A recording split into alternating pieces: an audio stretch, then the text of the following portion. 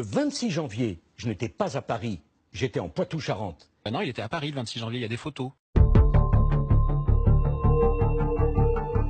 Le document produit par Mediapart, il existe une forte probabilité qu'il soit un faux. C'est un vrai, et les expertises techniques l'ont démontré. Cette phrase-là a été violemment battue en brèche, et par les juges d'instruction, les deux magistrats chargés du dossier, et par les magistrats de la Cour d'appel de Paris, qui ont confirmé le non-lieu en faveur de Mediapart. Il est indiqué que j'aurais été compromis de façon passive, c'est noté ici, pour favoriser les intérêts de l'État et du régime libyen. C'est une monstruosité. Qui a vendu des armes à Kadhafi? C'est la France de Nicolas Sarkozy. Qui voulait vendre du nucléaire à l'ancien État paria, l'ancien État terroriste? C'est la France de Nicolas Sarkozy. Les deux prétendus signataires du document, libyens, M. Moussa Koussa et M. Béchir Saleh, ont tous les deux dit de la façon la plus formelle que ce n'était pas leur signature et que ce document était un faux. Alors Moussa Koussa a dit deux choses. Il a dit l'origine et le contenu du document sont vrais.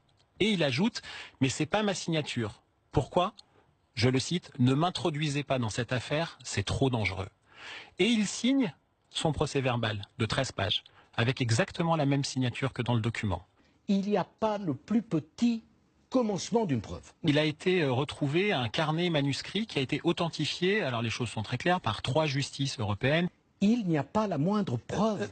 Il n'y a pas le moindre élément. C'est le carnet manuscrit de l'ancien ministre du pétrole et l'ancien premier ministre libyen qui s'appelle Choukri Ghanem. Eh bien cet homme, en avril 2007, il consignait par écrit une partie des versements pour Nicolas Sarkozy et ses amis. Cet homme, Choukri Ghanem, a été retrouvé flottant dans le Danube, mort, à Vienne, en avril 2012, dans l'entre-deux tours de la campagne présidentielle. Les services de renseignement américains ont qualifié cette mort, je cite, de hautement suspecte. Ce sinistre Taqieddine dit qu'il m'aurait croisé au ministère de l'Intérieur.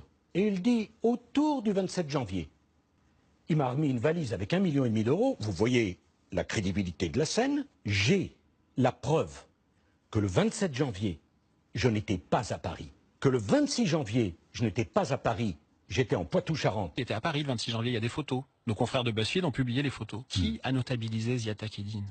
C'est Nicolas Sarkozy. Qui partait en vacances sur le yacht de Ziad Taqieddine?